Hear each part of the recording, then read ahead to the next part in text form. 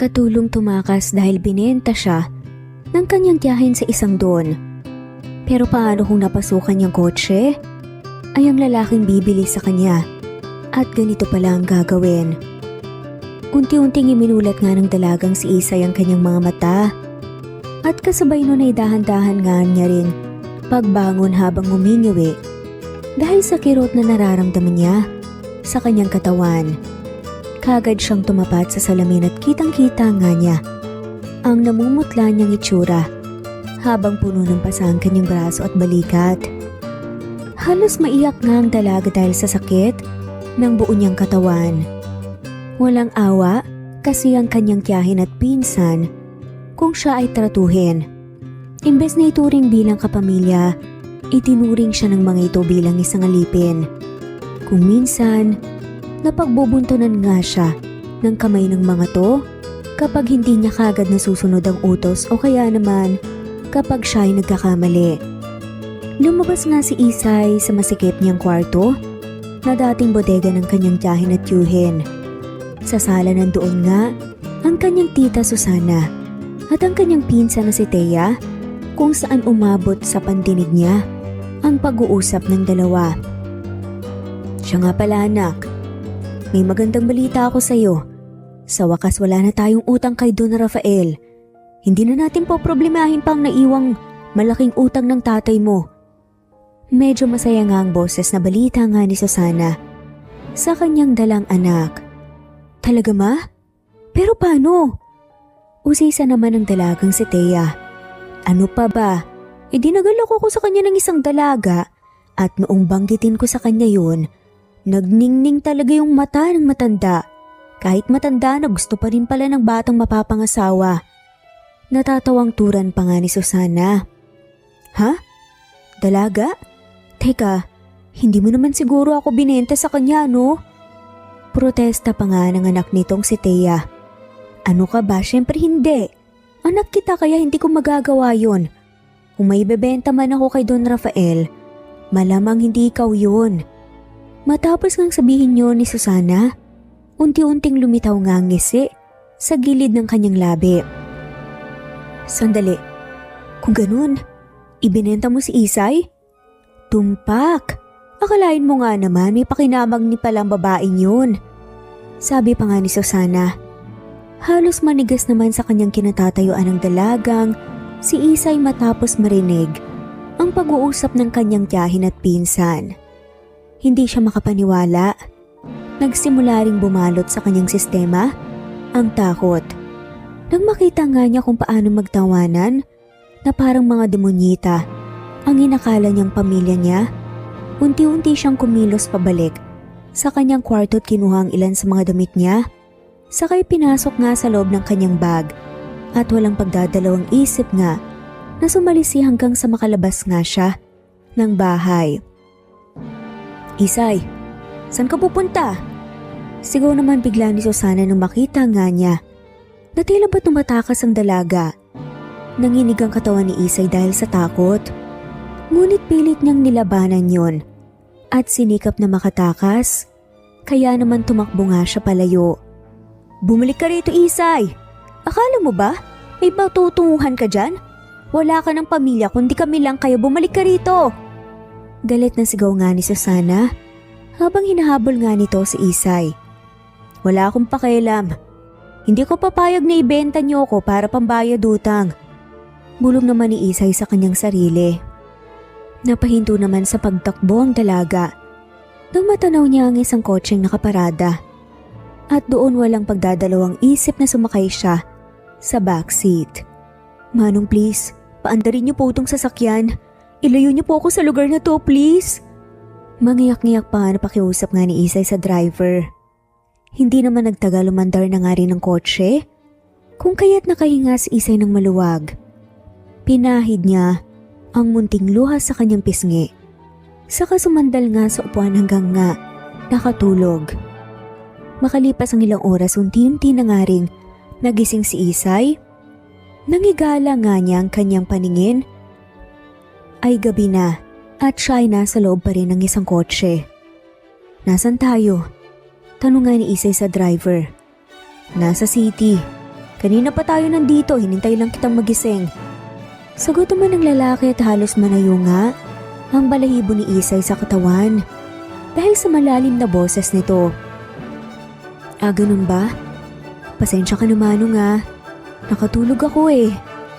Pumanhin nga ni Isay. Pagkatapos ay nagkalkal nga ito sa bag niya at kinuhang naitabi nga niyang pera.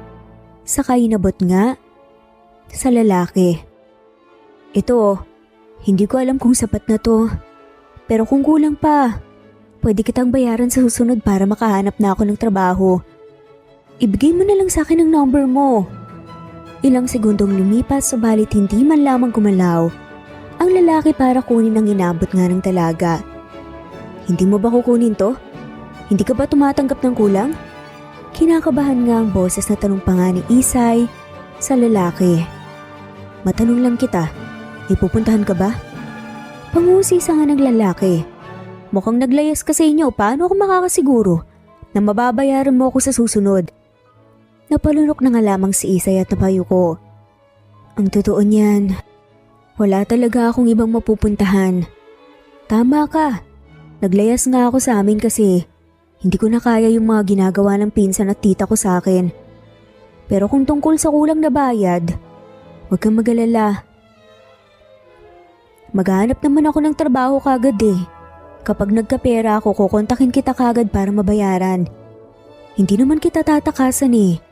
Hindi naman ako masamang tao kaya makakaasa kang mababayaran kita. Sabi nga ng dalaga. Ilang segundo silang nabalot ng katahimikan nang hindi man lamang umimik ang lalaki hanggang sa bigla na nga lamang umandar ang sasakyan na siyang ikinabigla ni Isay. Teka, saan tayo pupunta? Saan mo ko dadalhin? Kinakabahan nga ang boses na reaksyon ni Isay. Sinubukan din niyang buksan ang pinto ng kotse. Ngunit mas lalong namutawi ang takot sa kanya nang hindi na nga niya yun mabuksan. Saan mo ba talaga ako dadalhin? Parang awa mo na, Manong. Oo, at grabe ang pinagdaanan ko. Pero hindi pa ako handang mamatay. Kaya please pakawalan mo na ako. Nakikiusap ngang sambit ni Isay na kulang na nga lamang lumuhod nga siya sa lalaki. Bigla namang pumreno ang kotse kaya muntikan pang mauntog si Isay. Sino ba kasing nagsabing mamamatay ka? Pwede bang manahimik ka na lang at maghintay? And can you please stop acting as if I'm a kidnapper or criminal? Just wait, okay? Kalmado ang boses nga na reklamo naman ng lalaki. Kahit na nagtataka pa rin unti-unti namang naibsan ang kaba at takot sa dibdib ni Isay dahil sa sinabi ng lalaki. Kaya naman umayos na nga lamang siya ng upo at sinubukan na kumalma. Maghihintay na nga lamang siya kung saan man dadalhin ito. Ngunit kailangan niya pa rin maging alerto, lalo pat hindi nga niya naman ito kilala. Makalipas ang ilang minuto huminto na nga rin sa wakas ang kotse. Siya nga pala, pwede mo bang sabihin sa akin kung anong nangyari kanina? Kung bakit ka lumaya sa inyo? Biglang usisa naman ang lalaki. Sinipat naman ang dalagang lalaki ngunit hindi niya makita ang itsura nito. Gawa ng madilim sa loob ng kotse. Bata pa lang ako nang mawalan ako ng mga magulang. Kaya naman kinupkup ako ng tiyuhin at tiyahin ko. Nung una okay naman ang pakikitungo nila sa akin. Pero nagbago ang lahat nang mawala si tito. Ginawa akong alila ng pinsan at tiyuhin ko. Madalas, nila akong saktan. Wala akong magawa dahil nakikitira lang naman ako sa kanila. Bukod doon, sila lang ang tanging pamilya ko. Kaya utang ko rin sa kanila ang buhay ko. Kaya ko naman talagang magtiis eh. Dahil ang importante sa akin may matitirahan ako. May makakain. At may matatawag akong pamilya. Pero nung narinig ko na binenta ako ni tita sa isang matandang mayaman na pinagkakautangan nila ng malaki nasaktan ako at hindi makapaniwala. Ayoko naman na hayaang mangyari yun dahil tiyak akong mas lalong hihirap ang buhay ko. Kaya mas pinili ko na lang na tumakas kahit na hindi ko alam kung tama ba tong ginawa ko. Pero mas okay na rin to kaysa maging asawa ng isang matanda bilang kabayaran sa utang ni na tita. Itinuring ko silang pamilya pero hindi ko akalain na magagawa nila sa akin to. Kwento nga ni Isay at bumigat nga ang kanyang pakiramdam sa lungkot. Halos maiyak na nga rin siya sa kanyang sinapit sa kamay nga at itinuring niyang pamilya. Maya-maya pa ay lumabas nga ng kotseng lalaki. Saka nito pinagbuksan ng pinto ang sasakyan. Walang pagdadalawang isip naman na lumabas si Isay at nang makita na nga niya nang tuluyan ang mukha ng lalaki halos lumuwanga ang mga mata niya sa pagkagulantang. Hindi niya kasi nakala na isang gwapo at matipunong lalaki pala ang driver ng kotseng sinakyan niya. Ang nasa isip niya kasi kanina ay may edad na ito. Bakit para kang nakakita ng multurian? Reaksyon naman ng lalaki nang mapansin ito ang gulat sa mukha nga ng dalaga. Sumunod ka sa akin. Utos pa nga ng lalaki at nauna na nga itong maglakad patungo sa mansyon. Wala pa ring ideya si Isay na binabalak nga ng lalaki. Ngunit sinunod nga rin ito at pumasok nga sila sa loob ng mansyon. Iginala naman ni Isay ang kanyang paningin habang mahigpit niyang hawak ang strap ng kanyang backpack. Good evening po, Sir Sandro. Kanina pa po kayo hinihintay ng lolo niyo. Bungad naman ng isang katulong sa binata. Pwede bang pasabi kay lolo na nakarating na ako?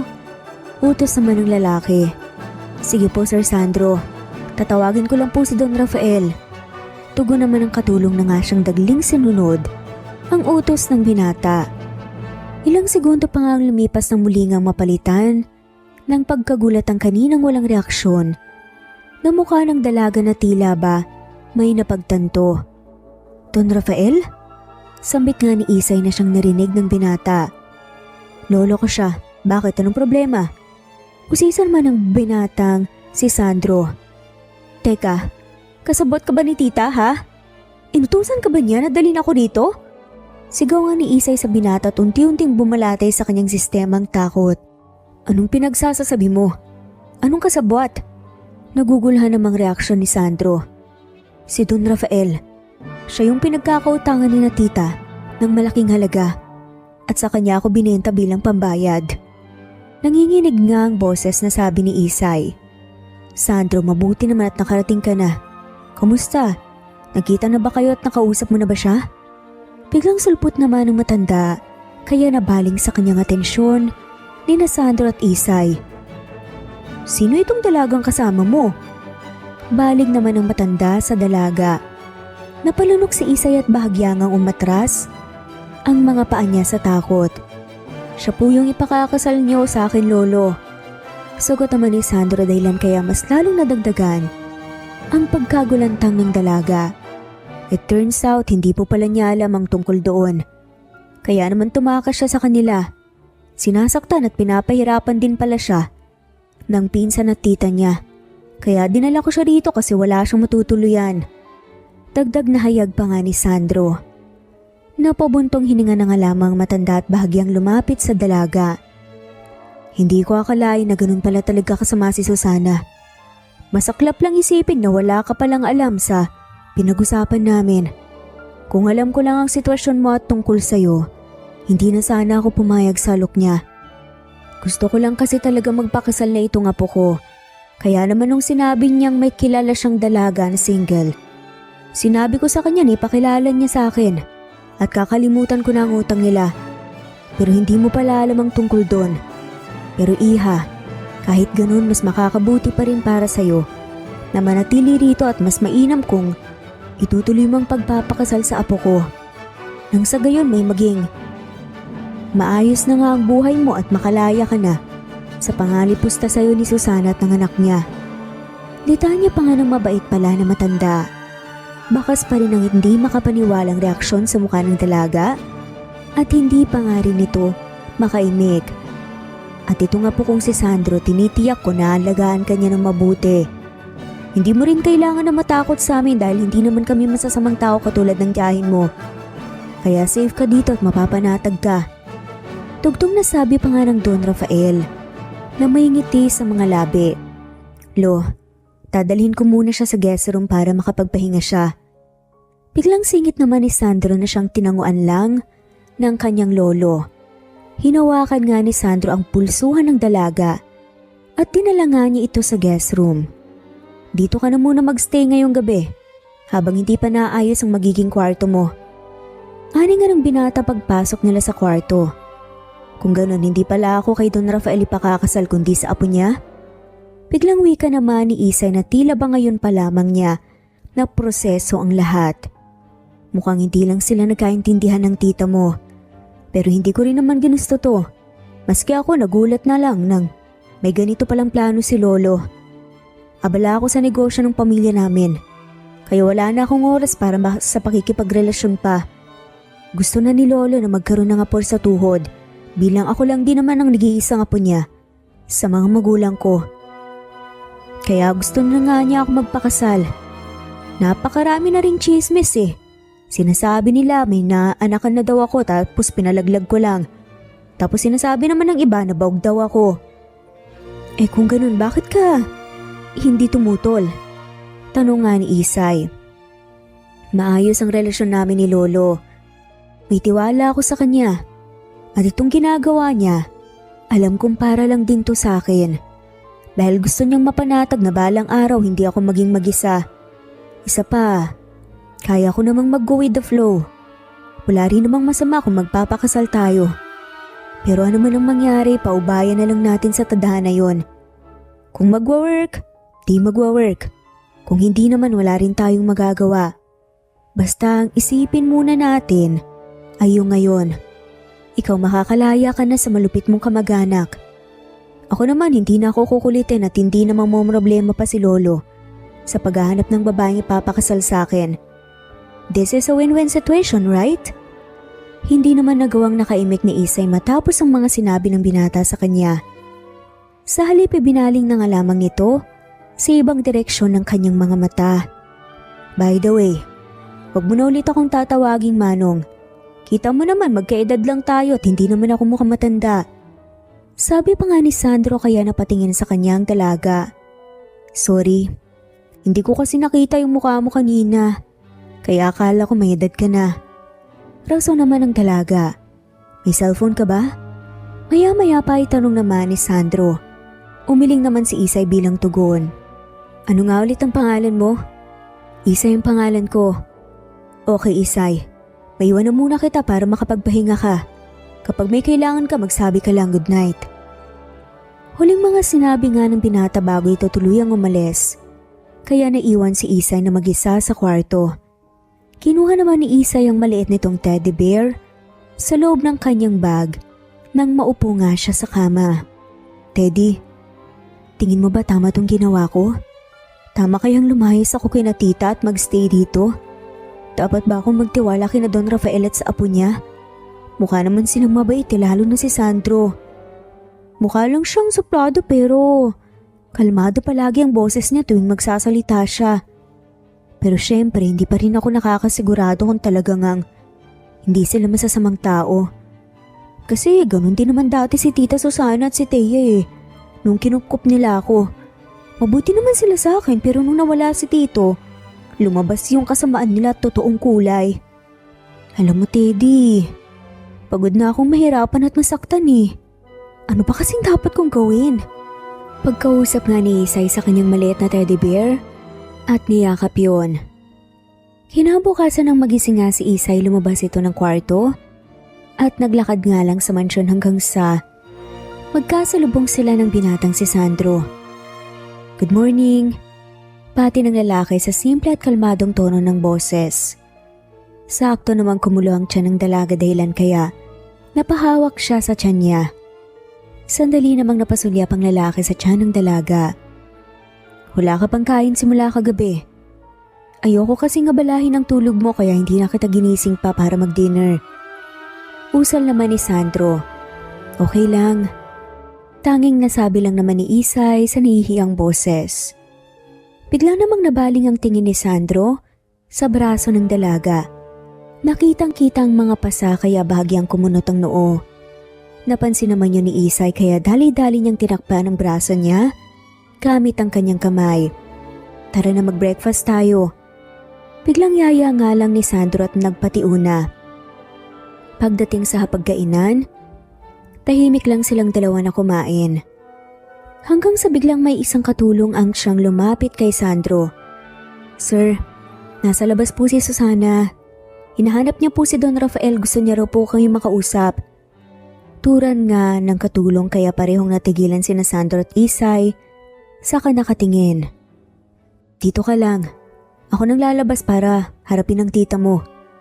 Presinta naman ng binata, tumalis na nga ito para puntahan ang kanilang bisita. Hindi naman napigil ni Isay na sumunod nga at sumilip sa bintana. At nang matanaw nga niya ang kanyang tiyahin sa labas, namutawi kagad ang takot at kaba sa kanyang dibdib. Takot na baka makita nga siya nito at pilitin na bumalik sa kanila upang maranasan ang kalupitan ng magina na siyang ayaw nga niyang mangyari pa. Wala rito si Lolo. May importante siyang inaasikaso. Walang paligoy-ligoy at direktang sabi naman ni Sandro nang puntahan nga niya ito sa labas ng gate. Hindi naman kagad nakapagsalita si Susana, kung saan bakas ang pagkagulat na may halong pagkamangha ang reaksyon ng mukha niya nang makita nga niyang binata. Mahiya po pala si Don Rafael. Maya-maya ay sambit nga ni Susana na tila ba hindi makapaniwala. Oo, si Lolo ang hanap mo, diba? Wala siya dito, kaya pwede ka nang umalis. Sabi naman ni Sandro na animoy tinataboy na si Susana. Matagal pa ba siyang uuwi? Willing naman ako maghintay.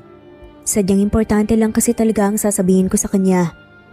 Wika pa nga ni Susana na hanggang ngayon nagniningning ang mga mata sa gwapong binatang kanyang kaharap. Bahagyang napabuntong hininga naman si Sandro. Pwede ko bang malaman kung anong sadya mo kay Lolo? May kailangan lang talaga kaming pag-usapan. Rason naman ni Susana. Tungkol ba to sa dalagang pinangako mo sa kanya bilang kapalit sa malaki niyong utang? Direktang tanong naman ng binata dahilan kaya unti-unting napaawang ang bibig ni Susana. Huwag niyo nang isipin yon dahil matutuloy pa rin ang kasal. Tiyak din akong pagod si Lolo pagdating niya kaya mawawala na siya ng oras na makipag-usap pa sa ibang tao. Kaya pwede na kayong umalis. Dugtong at uling sinabi nga ni Sandro bago niya tuluyang nilisan si Susana at bumalik na nga sa loob ng mansyon. Naiwan namang hindi makapaniwala at takang-taka si Susana. Pagpasok ni Sandro, nadatnan niyang nasa parteng bintana ang dalagang si Isay na animoy nangangamba ang mga mata, kaya nilapitan niya ito. Okay ka lang ba? Konsulta nga ni Sandro sa dalaga. Nalaman ba niyang nandito ako? Tila nanginginig pa nga ang boses na tanong naman ni Isay sa binata. Hindi ko direktang sinabi na nandito ka. Pero hindi mo na kailangan pang mag-alala. Pagkasambit nga nun ni Sandro, unti-unti niyang niyakap ang dalaga. Bahagya nga rin kinagulat ni Isay yon. Nagtagal lamang ng ilang segundo. Ang yakap na yon nang mapagtanto ni Sandro ang kaniyang ginawa at hindi niya mawari kung bakit bigla niyang niyakap ang dalaga. Marahil ay dala lamang ng pag-aalala niya rito. Ngunit bakit nga ba siya nag-aalala para sa dalaga? Iyan nga ang tanong ni Sandro sa kaniyang isipan. Ngunit sa huli ay binaliwala na lamang niya iyon at naisip na baka natural lamang na maramdaman niya iyon. Lalo pa at nasa poder nila ang dalaga na siyang magiging soon-to-be bride niya rin. Samantala, sa bahay nga ng mag-inang sina Susana at Thea ay pareho nga itong palakad-lakad sa sala habang ang kanilang mga mukha ay puno ng labis na pag-aalala. Pag-aalala tungkol sa sinabi ng binata kanina. Ma, hindi mo ba talaga alam kung sinong magiging bride ni Don Rafael? At kung bakit matutuloy ang kasal? Tanong nga ni Thea sa kanyang ina. Hindi ko nga alam, okay? Hindi ko natanong. Imposible namang si Isa yon dahil tumakas nga ang Bruhilda, diba? Ang iniisip ko ngayon, kung matutuloy ang kasal, ibig sabihin may iba nang nahanap na mapapangasawa si Don Rafael. At kapag nangyari yun, may utang pa rin tayo kay Don Rafael. Kasalanan talaga to ng Isay na yun. Kung hindi siya tumakas, edi sana, naipakilala na natin siya kagad kay Don Rafael. At wala na sana tayong utang na pinoproblema pa ngayon. Asik pa nga ni Susana, sa boses nga na puno ng inis. At upang pakalmahin ang kanyang sarili na upo na nga ito sa sofa at huminga ng malalim. Paano yan, ma? Ano nang gagawin natin? Akala ko pa naman solve na ang problem natin kay Don Rafael. Kasalanan talaga to ng babaeng yun. Kapag nakita ko talaga siya, kakalbuhin ko siya. At tungal naman din ang dalagang si Thea na siyang galit na nga rin sa pinsan nitong si Isay. Sa mansyon naman ay saktong kabibihis lang ni Isay nang bumukas nga ang pinto ng kwarto at iniluwal nga niyon si Sandro. Siya nga pala, okay na yung magiging kwarto mo kaya pwede ka na rin lumipat at magstay. Saad pa nga ng binata. Sige, salamat. Tugon naman ni Isay. Ano yan? Tanong pa nga ni Isay nang makita nga nitong box na hawak ng binata. Siya nga pala, binilhan kita ng phone para may magamit ka at kung sakaling kinailangan mo ko o ng tulong ko, pwede mo kong tawagan ka agad. Wika ng binata sabay abot nga ng box kay Isay. Nako, hindi na kailangan. Wala akong pambayad dyan. Isa pa, may utang pa nga ako sa'yo nung nilayo mo ako sa amin eh. Nakakahiya na. Sobra-sobra na itong tulong mo sa'kin.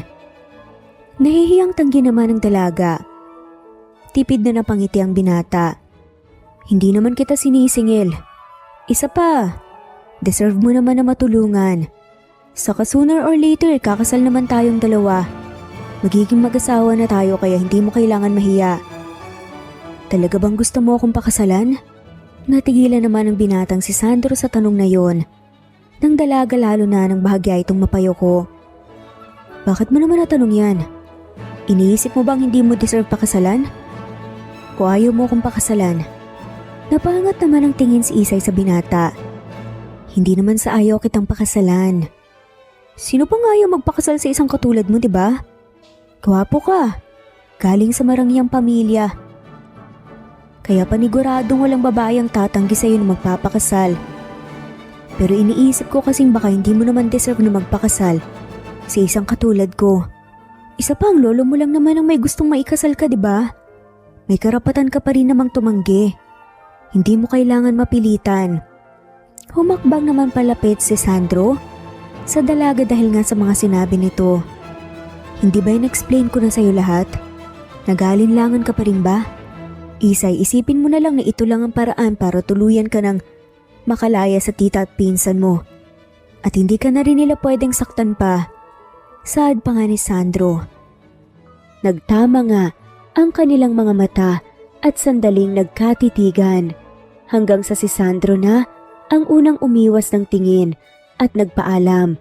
Sa bawat araw na lumilipas, mas lalo ngang pinag-iisipan ni Isay nang mabuti ang tungkol sa kasal.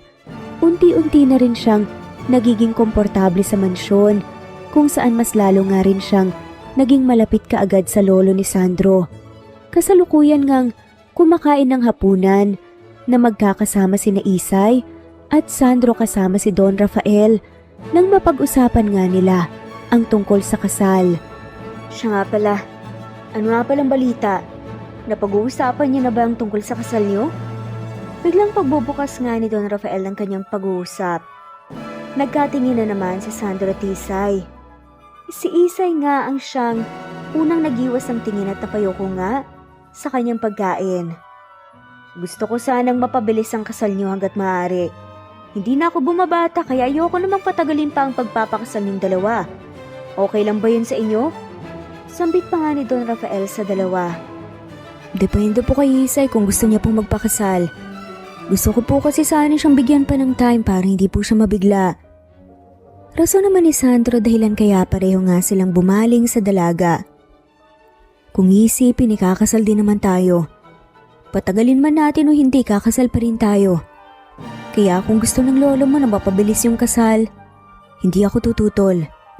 Payag ako magpakasal kagad sa'yo. Wika naman ni Isay sa binata.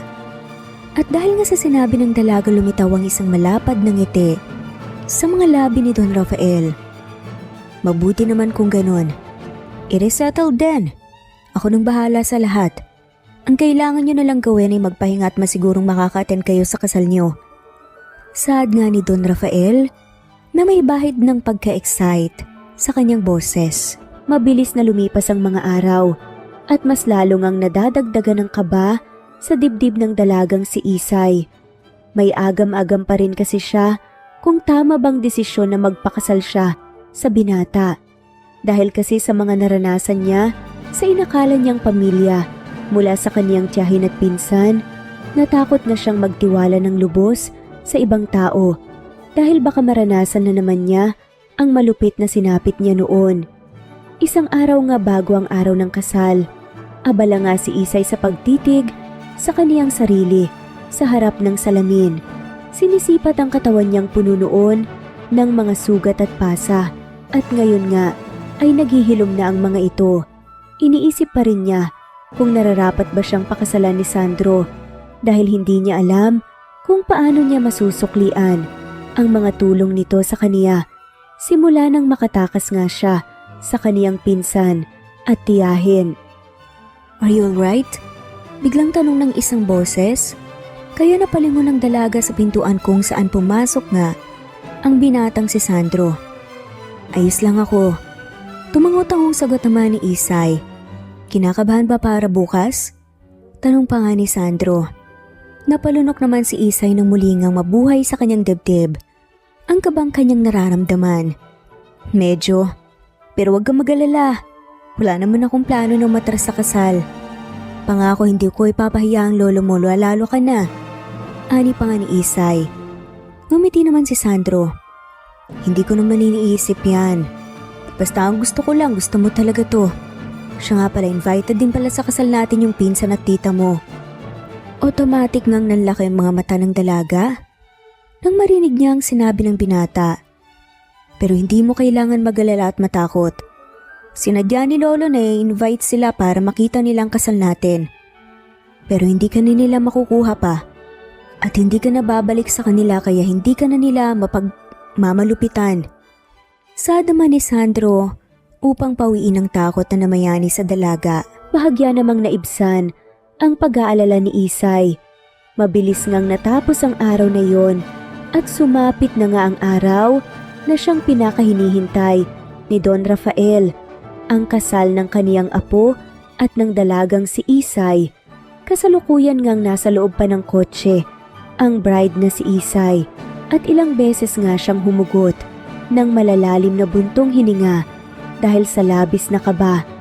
Bahagya rin siyang nakaramdam ng lungkot dahil bata pa lamang siya ay pangarap nga niyang maikasal at ang kaniyang ama ang siyang maghahatid sa kaniya sa altar habang ang kaniyang ina naman ay lubos na masaya para sa kaniya. Subalit hindi na makikita pa kailanman ng kaniyang mga magulang ang masayang sandali ng buhay niya na maikasal. Ilang minuto pa ang lumipas ay lumabas na nga ng kotse si Isay at napatitig sa malaking simbahan kung saan sa loob nga ay naghihintay na sa kaniya ang kaniyang groom na si Sandro. "Ma, hindi ko maintindihan. So yung binatang apo ni Don Rafael ang ikakasal ngayon?" Kulong-kulong ang sambit ng dalagang si Thea. Sa kanyang hinahabang ang kanyang mga mata ay tila ba nakapako nga sa groom. Hindi ko rin nakalain na itong mangyayari. Ang buong akala ko kasi ay si Don Rafael ang ikakasal. Pero hayaan mo na. Tiyak naman akong mas maganda ka pa sa magiging bride niya. Kaya ikaw pwede ka pang gumawa ng paraan para maagaw mo ang apo ni Don Rafael. Kailangan mo silang mapaghiwalay ng mapapangasawa niya para nang sa gayon. Palang araw kayong dalawang ikakasal, naintindihan mo ba? Bulong naman ni Susana sa kanyang anak. Hindi po pwede ngayon ko na lang sirain ang kasal nila? Protesta naman ni Thea. Nababaliw ka na ba? Hindi ka pwedeng gumawa ng bagay na ikakasira ng imahe mo. Kailangan maganda ang first impression sa'yo ng apo ni Don Rafael. Tapos, saka mo siya aakitin. Ganun ang strategy. Asik naman ni Susana. Maya-maya pa nga'y namayani nga ang bulungan sa mga taong naroon sa loob ng simbahan at lahat nga sila ay napalingon sa entrance ng simbahan. Kabilang na nga ang maginang sina Susana at Thea na siyang biglang nagulantang ng kanilang makilala ang siyang bride na unti-unting naglalakad patungo sa altar. What the hell? Ma, Tama bang nakikita ko? Si Isay ba yan? Reaksyon nga ni Thea na hindi nga inalis ang hindi makapaniwalang reaksyon sa bride. Si Isay nga. Teka, paano nangyari na siyang naging bride ng apo ni Don Rafael? Reaksyon naman din ni Susana at unti-unti ngang naikuyom ng mag-ina ang kanilang mga kamuodulot ng kanilang pagkagalit at gigil kay Isay. Samantalang hindi na nga napawi ang matamis na ngiti sa mga labi ni Sandro habang nakatitig sa kanyang mapapangasawa hanggang sa tuluyan na ngang napunta si Isay sa kanyang harapan kaya hinawakan niya ang kamay nito. "You're so beautiful. Bagay na bagay sa iyo ang wedding dress." Nakangiting puri nga ni Sandro sa kanyang bride. "Salamat." Tanging tugon na nga lamang ni Isay nang bahagyangang namula ang kanyang mga pisngi. Tuluyan na nga silang ikinasal ng pare at parehong ang I do ang sagot nilang dalawa hanggang sa kailangan ng halikan ng groom ang kanyang bride. Maingat nga, nailangat nga ni Sandro ang belo ni Isay at nang magtama nga ang kanilang mga mata ay tila ba parehong nagningning ang mga yon. Napalunok nga si Sandro tunti-unti na nga niyang inilapit ang kanyang muka sa mukha ni Isay. "I'm going to kiss you." Paghingi nga ni Sandro ng permiso kay Isay. Tumango lang naman si Isay bilang kanyang tugon at unti-unti ngang inilalapit nga ni Sandro ang kanyang mga labi sa labi ng kanyang bride hanggang sa maglapat na nga ang kanilang mga labi. Dahilan kaya automatic nga na naipikit ni Isay ang kanyang mga mata. Smack lang ang kiss na yon na nagtagal lamang ng ilang segundo. Ngunit nagdulot yon ng kakaibang pakiramdam. Naanimoy kinuryente silang dalawa na pareho nga nilang hindi maintindihan kung bakit nila yon naramdaman. "Hindi ako papayag, ma. Hindi dapat itong nangyari. Paano naging si Isay ang naging bride ng apo ni Don Rafael? Ako dapat ang nasa lugar na yon. Talagang ginagalit ako lalo ng babaeng yan." Gigil nga ang boses na wika nga ng dalagang si Thea. Nabatid mo ang galit dahil sa lumalabas na mga ugat nga nito sa kanyang leeg. "Kumalma ka muna, anak. Maski rin naman ako, hindi ko ahayaan na maging masaya ng niyang Isay na yan. Gagawa tayo ng paraan para mapaghiwalay sila at ikaw ang papalit sa pwesto niya." Sulsol naman ni Susana sa kanyang anak habang masama rin ang titig nito sa sarili niyang pamangkin.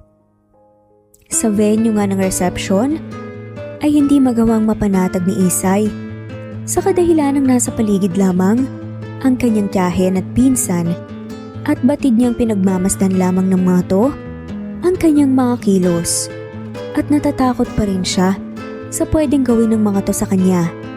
"Nagagalit talaga ako sa kanya. Hindi ako papayag na magiging masaya siya at aagawin niya ang buhay na dapat para sa akin." May galit sa boses na sambit nga ni Thea habang masamang tingin nga ang pinukol nga niya sa kanyang pinsan na si Isay. "Hindi niya deserve ang ganitong buhay. Kaya gumawa ka ng paraan, anak, para mabawi mo to sa kanya. Kung alam ko lang na ang apo pala ni Don Rafael ang hinahanapan niya ng bride, ikaw na sanang ipinakasal ko. Pero katulad nga ng sinabi ko, gumawa ka ng paraan. Maganda ka naman at saka mas sexy pa sa kanya kaya pwede mong akitin ang apo ni Don Rafael." Sulsol naman ang ina nitong si Susana. Mas lalong ang nagliyab ang pagnanais ni Thea na maagaw ang lahat sa kanyang pinsan.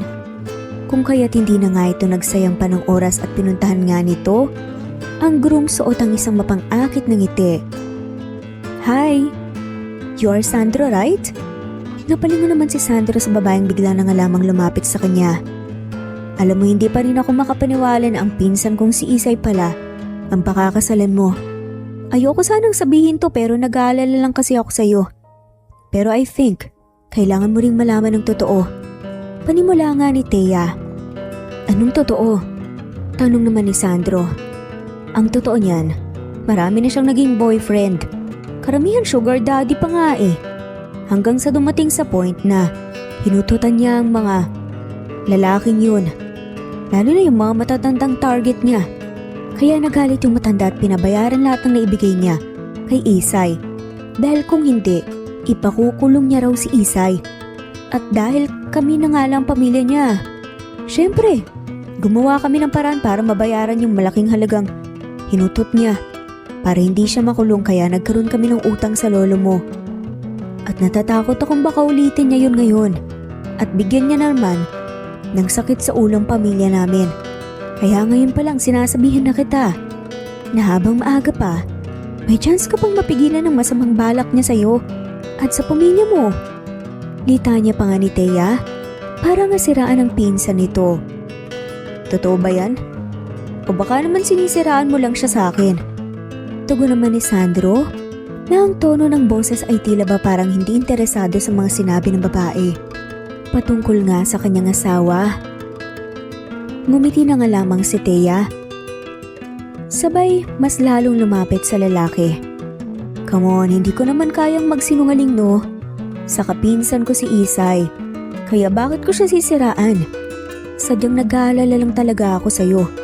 Dahil ayoko nang ulitin niya pa yung mga ginawa niya noon.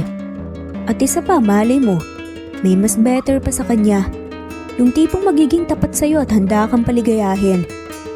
Pagkasabi nga nun ni Thea, unti-unti ngang hinaplos ang dibdib ni Sandro. Sa hindi kalayuan, nakatayo si Isay habang pinapanood lamang ang kanyang asawa at ang kanyang pinsan na hindi niya malaman kung ano ang pinag-uusapan. Ngunit sa hindi may paliwanag na dahilan, bigla na nga lamang kumirot ang puso niya nang makita niyang paghawak ng pinsan niya sa kanyang asawa. Gusto niyang lumapit para ilayo ang kamay ni Thea. Subalit hindi niya magawa dahil pakiramdam niya ay wala siyang karapatan kahit na mag-asawa na nga sila ni Sandro. What the F are you doing? Inis na asik nga ni Sandro kay Thea nang bigla na nga lamang nitong inilapit ang mukha niya. Mas lalo namang napangisi si Thea na tila ba nag-e-enjoy sa pang-aakit niya sa lalaki. Bakit hindi mo ba ako type?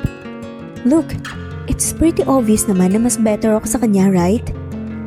At doon nga ay mas lalo ngang inilapit ni Thea ang mukha niya na ani mo'y balak nga itong halikan. Habang si Isay naman tila ba hindi nga mawari. Kung makakayanan nung nakikita niya kaya dali-dali na nga siyang lumapit para itulak paliw ang pinsan niyang si Thea bago pa man ito tuloy ang mahalikan ang lalaki. Nagulat naman si Thea sa nangyari. Anong ginagawa mo, Thea? Bakit hahalikan mo ang asawa ko? Matapang na sigaw nga ni Isay sa kanyang pinsan. Ang kapal talaga ng mukha mong babae ka. Anong karapatan mo para itulak ang anak ko, ha? Galit na atong alaman ni Susana nang lumapit nga din ito at sinampal ng malakas si Isay. Ang lahat ay nagulat at napunta nga sa kanilang katensyon. Wala ka rin karapatan para saktan ng asawa ko. Galit na sigaw din ni Sandro nang itulak niya rin si Susana na siyang kinagulat ng mag-ina. Pwede ba? Alam ko kung ano ang plano niyo at alam ko rin ang baho niyong mag-ina. Sinasaktan niyo si Isay at pinagmamalupitan niyo siya. Hindi pa kayo nakontento at pinambayad niyo pa siya sa utang niyo sa lolo ko. Pero anong nangyari? It turns out tama lang din pala yung ginawa niyo kasi makakalaya na siya sa masasamang katulad niyo. You know what? Mabuti pang umalis na kayo. Ngayon din bago pa ako tumawag ng pulis para ipadampot kayong dalawa. Dahil hindi niyo pa rin bayad ang malaking utang niyo sa lolo ko. At hindi niyo masasaktan pa si Isay. Dahil hindi ko na kailanman hahayaan pang mangyari yon. Madiin at seryosong sambit nga ni Sandro. Sa mag-ina bago nga nito, pinalingan ng kanyang asawa at binuhat ito ng pa-bridal style sa umalis nga at nagtungo nga sa kwarto. Salamat kasi pinagtanggol mo ko kanina. Sambit naman ni Isay nang dahan-dahan nga siyang iniupo nga sa kama ng kanyang asawa. Wala yun. Bilang asawa mo, responsibilidad kong protektahan ka. Ani nga ni Sandro sabay hinawakan ng pisngi ni Isay. Nakasalukuyang namumula dahil nga sa pagkakasampal ni Susana kanina. Sorry nga pala kung hindi ko napigilan kaagad yung tita mo kanina. Okay lang yun. Thankful pa rin naman ako kasi nandito ka sa tabi ko. Napatitig nga sila sa mga mata ng bawat isa habang parehong may ngiti sa kanilang mga labi. Ilang sandali pa ay bigla na nga lamang nakaramdam ng pagkahilo si Sandro.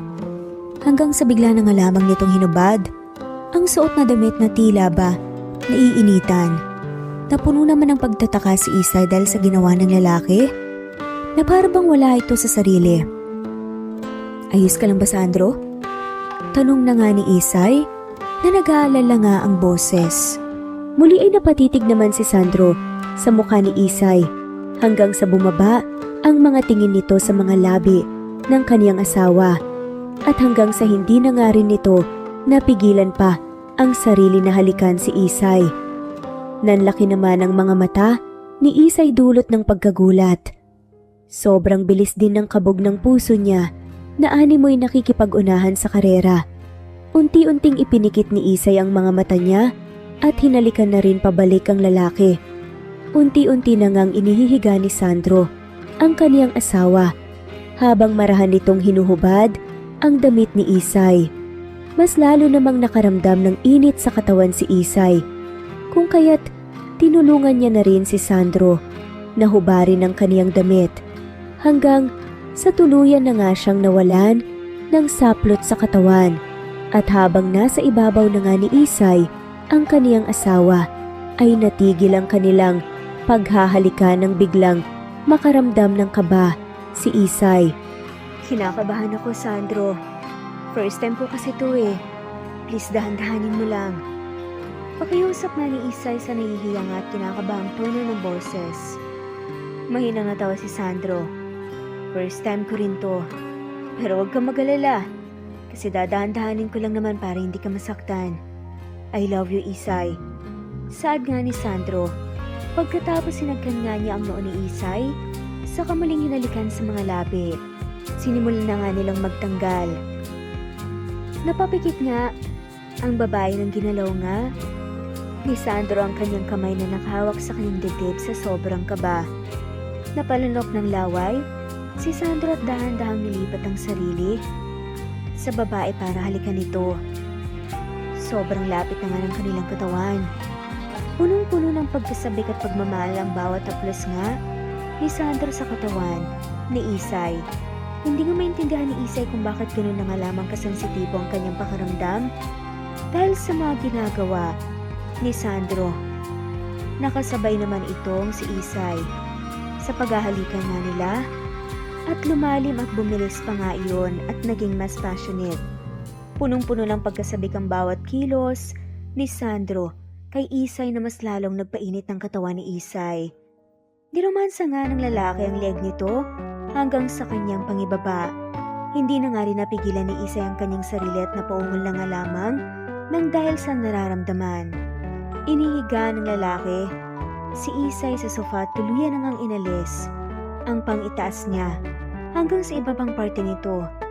Nung una nahihiya pa nga si Isay na ipakita ang kanyang katawan, ngunit pinaghalik nga ito ng lalaki na parabang sobrang ganda ng kanyang nakikita at nakahinga ng maluwag si Isay.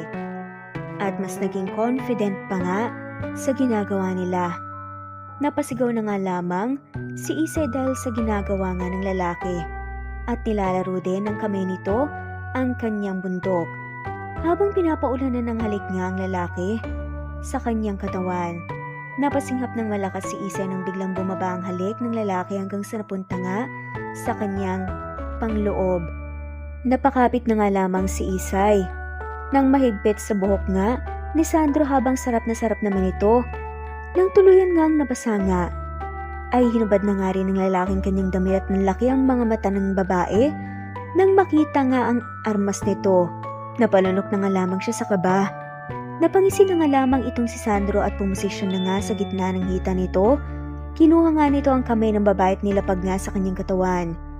Unti-unti na nga siyang gumalaw at napahiyaw nga ang babae dahil akala niya ay mawawasak na ang kanya dahil sa sobrang sakit, ngunit naibsa ng sakit na kanyang nararamdaman dahil sa ginawa nito. Nang nagawa na nga ni Dave ang sarili ay dahan-dahan ngang gumalaw hanggang sa tumagal nga ang pagsigaw ng babae at tanging naririnig na nga lamang ng lalaki ang pangalan niya. Parang musika nga ang ungol nga nito sa pandinig ni Sandro. Napakabilis at napakalakas na pati ito ay napapasigaw na nga rin at matapos nga may labas ay iba't ibang posisyon nga ang kanilang ginawa hanggang sa napagod na nga lamang sila at nakatulog nga Nang gabing yon napaluha si Isay ng maramdaman na naging isa nga ang katawan nila ng kanyang asawa at doon batid niyang naibigay na nga rin niya ang kanyang sarili sa lalaking hindi na nga niya itatanggi na mahal na nga rin niya talaga.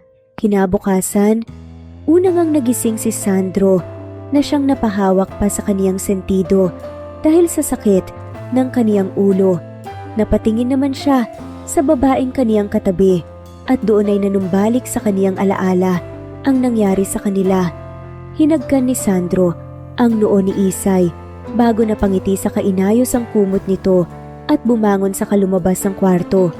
Samantala, namutawi naman ang nakakalokong ngisi sa mga labi ni Don Rafael nang makita nga nito ang kaniyang apo na siyang nilapitan niya rin. "Kumusta po? Nakascore ka ba?" Pilyong tanong nga ni Don Rafael sa kanyang apo. Halos may ibuga naman ni Sandro ang tubig na kanyang iniinom dahil nga sa biglaang pagsulpot nga ng kanyang lolo at sa itinanong nga nito. "What are you saying, lolo?" Asik nga ni Sandro na waring nahihiya. "Bakit, wala bang nangyari? Pero pinainom kita ng alak ah. Hindi ka ba nalasing?" Nagtatakang reaksyon naman ni Don Rafael. Automatic naman ako munot ang noo ni Sandro. "Ano? So alak yung nainom ko kagabi? Kaya naman pala pakiramdam ko lasing ako kagabi dahil sa sakit ng ulo. Sinadya ko yun dahil alam kong mababa ang alcohol tolerance mo. At mas tumatapang ka kapag lasing." Natatawang tugon naman ni Don Rafael. "Kaya naman pala." Anas nga ni Sandro sabay napakamot nga siya ng ulo. "So ano? Wala ba talagang nangyari ha?" Pangusisa pa nga ni Don Rafael. Hindi naman nakasagot si Sandro. Sa halip ay namula lang ang buong mukha nito, pati na nga rin ang kanyang mga tenga. "Alam ko na yan. Kapag ganyang namumula ka, nahihiya ka. Ibig sabihin may nangyari sa inyo. Nice, magkakaroon na rin ako sa wakas ng apo sa tuhod." Tuwang-tuwa na reaksyon pa nga ni Don Rafael, na napapasuntok pa nga sa hangin. "Maaga pa para matuwa ka, lolo. Hindi nga natin sure kung may mabubuo ba eh." Pagbasag naman ni Sandro sa kaligayahan ng kanyang lolo. "Bakit hindi ba ginalingan? Pero kumpiyansa ako na makakabuo kayo kaagad. Kami nga ng lola mo isang beses pa lang na may nangyari sa amin noon. Nabuo na kaagad namin ng daddy mo. At ganun din ang daddy mo, nabuo ka rin nila kaagad ng mami mo sa unang beses na may nangyari sa kanila. Kaya tiyak akong ganun din ang mangyayari ngayon. Mukhang kailangan ko ng maganda dahil madadagdagan na ulit ang isa pang anghel sa pamilya natin." Malapad ang ngiting sabi nga ni Don Rafael at napailing-iling na nga lamang si Sandro habang natatawa. Sa kwarto ay nagising na rin si Isay at wala na nga sa tabi niya ang kaniyang asawa. Sinilip naman niya ang kaniyang katawan na siyang natatakpan ng kumot at napahawak din siya sa kaniyang mga labi. Muli rin niyang naalala kung paano siya sinabihan ni Sandro ng "I love you", dahilan kaya lumitaw ang isang kinikilig na ngiti sa kaniyang mukha. Masaya nga si Isay dahil mahal na rin pala siya ng lalaking iniibig na rin niya. Ayaw na niyang malaman kung kailan nagsimula, basta masaya siya dahil hindi niya lubos na inakala na mahuhulog din pala ang loob nilang dalawa sa isa't isa. Matapos ngang maligo ni Isay, ay lumabas na rin siya ng kwarto at hinanap niya ang kaniyang asawa na siyang natagpuan niya na kasalukuyang nakahiga sa sofa at natutulog. Nilapitan naman niya ito at tinitigan. Mukhang napagod siya sa ginawa niyo kagabi. Kaya yan, natulog ulit. Biglang komento naman ni Don Rafael. Bilang biro na nga siyang ikinagulat nga at ikinapula ng mga pisngi ni Isay. Anyway, salamat kasi pinakasalan mo ang apo ko at hindi ka naghalinlangan. Ngayon wala na akong iisipin pa at hindi na rin ako mangangamba. At matatakot na mawala sa mundo dahil panatag na akong may makakasama na siya. Dagdag na sabi pa nga ni Don Rafael. Lumingo naman si Isay sa matanda. Huwag niyo pong sabihin yan, bata pa po kayo. At malakas pa. Isa pa po, kailangan pa po kayo ni Sandro sa tabi niya. Oo naman, Iha. Hindi ko pa naman talaga kayang iwan ang apo ko. Saka hindi pa talaga ako pwedeng mawala hanggat hindi pa kayo nagkakaroon ng anak na magiging tagapagmana niya rin. Sabi naman ni Don Rafael at tumawa sa kalumisan. Naiwan namang pulang-pula ang mukha ni Isay dahil sa mga sinambit ng matanda at akmang hahakbang na sana siya paalis nang matigilan nga siya dahil biglang may humawak sa kamay niya at nang lumingon siya sa lalaking nakahiga at natutulog sa sofa. Nakamulat na ang mga mata nito at nakatingin na sa kanya. "Don't leave me." Mahinang sambit ni Sandro na sapat lang para marinig ng kaniyang asawa. Napaisip naman si Isay. Hindi kasi niya alam kung double meaning ba ang sinabi ng lalaki sa kanya. Kung huwag ba siyang umalis ngayon o kung habang buhay na siyang huwag aalis at huwag iiwan ito. Napatango naman si Isay at naupo sa espasyo ng sofa habang hindi pa rin binibitawan ni Sandro ang kamay niya. "Alam ba, nanaginip ako. Ikaw raw at ako tapos nagkaroon daw tayo ng maraming mga anak. At kasama pa rin natin si Lolo." Panimulang kwento nga ni Sandro na siyang may ngiti sa mga labi. Subalit sandali nga siyang napahinto at naglaho nga ang ngiting yun sa kanyang mukha na napalitan ng lungkot. "Kaso hindi ko alam pero bigla mo akong iniwan. Hindi mo raw ako mahal kasi napilitan ka lang na magpakasal sa akin para matakasan yung tita at pinsan mo. Nasaktan ako pero wala akong nagawa dahil tuluyan mo na akong iniwan." May lungkot ngang pagpapatuloy na kwento pa ni Sandro habang nakatitig sa mga mata ng kaniyang asawa. Napalunok naman si Isay dahil naramdaman niya rin ang emosyon na nararamdaman ni Sandro ngayon. Nasasaktan din siya.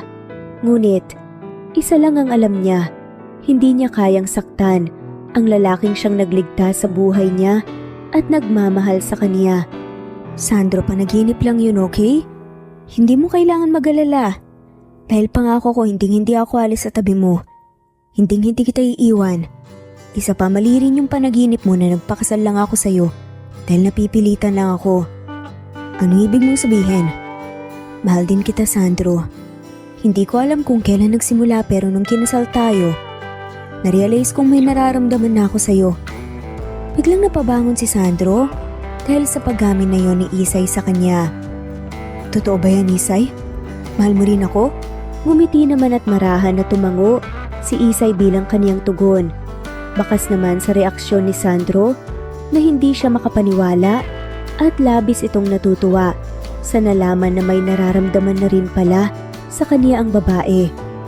"I'm so happy right now. Kanina lang pagkagising ko nag-iisip ako ng paraan kung paano ka makukuha ng tuluyan ng puso mo. Dahil alam kong nagtapat na ako sa iyo kagabi at medyo natakot ako na baka mailang ka sa akin o hindi ka maging komportable. Thank you, Isay. Ngayon ko lang naramdaman ng ganitong saya sa buhay ko. Dahil sa'yo nagkaroon na ako ng rason para magpatuloy sa buhay. Thank you so much for making my life so meaningful." Maramdamin nga ang sambit ni Sandro bago nito hinagka ng noo ni Isay. Napatitig naman si Isay sa mga labi ng lalaki hanggang sa mapansin nga iyon ni Sandro at siya na ang nagkusang humalik sa kaniyang asawa. Nang mga sandaling iyon ay sobrang saya ng puso ni Isay. Katulad nga ni Sandro, iyon din ang unang beses na nakaramdam siya ng ganoong klaseng saya sa buhay niya. Sino ba kasing mag-aakala na yung buhay na iniwasan niya ay yun din pala ang tadhanang mapupuntahan niya. Dahil sa pag-ibig, napawi lahat ng mga masasakit na alaala at karanasan sa puso ni Isay. Nawala ang kaniyang mga pag-aalala at ang tanging naiisip niya na lamang ngayon ay siya at ang kaniyang asawa na si Sandro. Gusto niyang i-enjoy ang moment na ito kung saan parehong nagmamahalan ang mga puso nila ng lalaking iniibig niya. At ang nasa isip nga rin ni Isay ng pagkakataon na iyon ay sana hindi na matapos pa ang mga sandaling iyon na masaya siya at walang kahit anumang inaalala. Samantala, sa bahay ng maginang Susana at Thea ay tila ba napabayaan na ito ng mga nakatira na puno ng kalat ang paligid at mga alikabok na parabang ilang linggo nang hindi nalilinisan. Diyos ko naman, Thea. Hanggang ngayon ba ganyan ka pa rin? Yan na lang ba talaga ang gagawin mo, ha? Ang magmukmok at magkulong dito sa kwarto mo? Hindi mo ba nakikita ang sarili mo? Para ka nang mangkukulam dahil sa itsura mo. Sermon nga ni Susana sa kanyang anak nang puntahan nga niya ito sa kwarto niya. Wala akong pakialam. Ang gusto ko lang makaganti sa babaeng yun. Naiinis ako sa kanya ng sobra. Hindi ko may imagine na ngayon nagpapakasasa siya sa buhay na hindi naman bagay sa kanya at dapat para sa akin. Kikil na wika naman ni Thea. Napabuntong hininga naman si Susana. Napuno ka na talaga ng galit at inggit mo kay Isay. Kasalanan mo yan dahil hindi gumana ang pangakit mo sa apo ni Don Rafael. Kulang ka kasi sa diskarte. Saka isa pa, wala ka na ba talagang gagawin dito sa bahay, ha? Tignan mo naman, napakakalat at napakarumi. Thea naman, nagpapakapagod ako sa pagtatrabaho para may makain tayo at makaipon ng pambayad ng utang tapos ikaw yan. Yan lang ang gagawin mo? Kung sana kumikilos ka, baka natulungan mo pa ako. Muling pagbubunganga ni Susana dahil nga sa konsumisyon niya sa kanyang anak. O di pabalikin mo rito si Isay para siya nang maglinis ng lahat ng kalat at dumi rito sa bahay. Tapos ibenta mo ulit siya sa matanda para pambayad utang natin. E di tapos sana ang problema natin. Katwiran naman ni Thea. Wala ka talagang kwenta kahit kailan. Galit na asik nga ni Susana sa dalaga bago niya padabog na isinara ang pinto at iniwan nga ito. Inismeran lang ni Thea ang pinto at muling kinagat nga ang kuko niya hanggang sa bigla na nga lamang nag-ring ang kanyang cellphone na siyang sinagot niya kaagad. Hello? Pagsagot nga ni Thea sa tawag. Hi loves, bakit parang masama na naman yata ang timpla mo?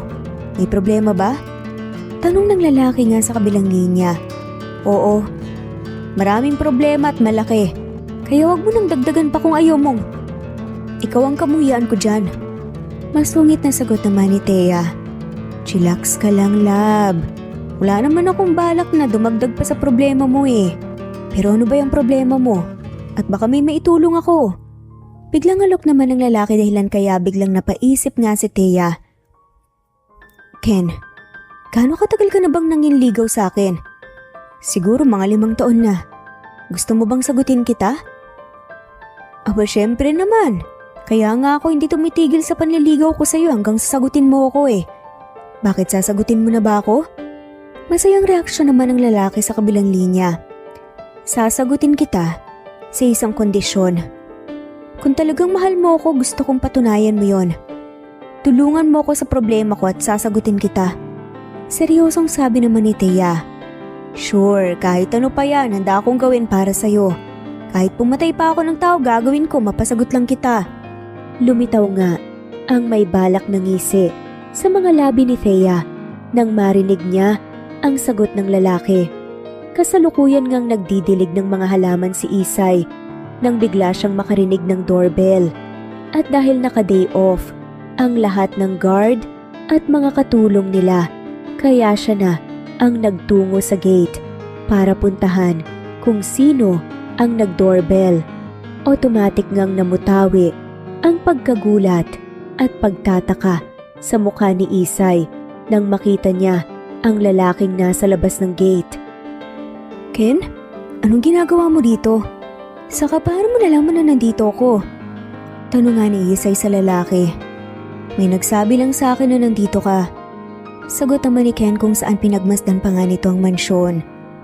Nagpunta ka ba rito para tanungin ako tungkol sa pinsan kong si Thea? Bakit wala ba siya sa bahay? Pangusisa pa nga ni Isay. Ang totoo niyan, ikaw talaga ang ipinunta ko rito. Tugon ni Ken kung saan unti-unting namatawi ang ngisi sa gilid ng labi nga nito. Napalunok naman si Isay dulot ng kaba. Lalo na nang makita nga niya ang kulay itim na van na nakaparada malapit sa kanila. Anong ibig mong sabihin?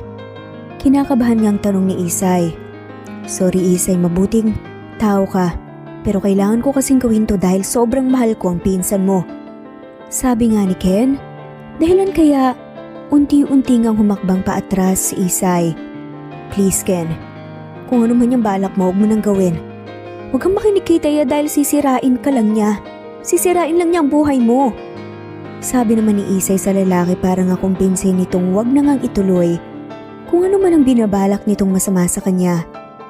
Ngunit tila ba ayaw nga ang pakontrol ni Ken dahil humakbang na nga ito palapit kay Isay.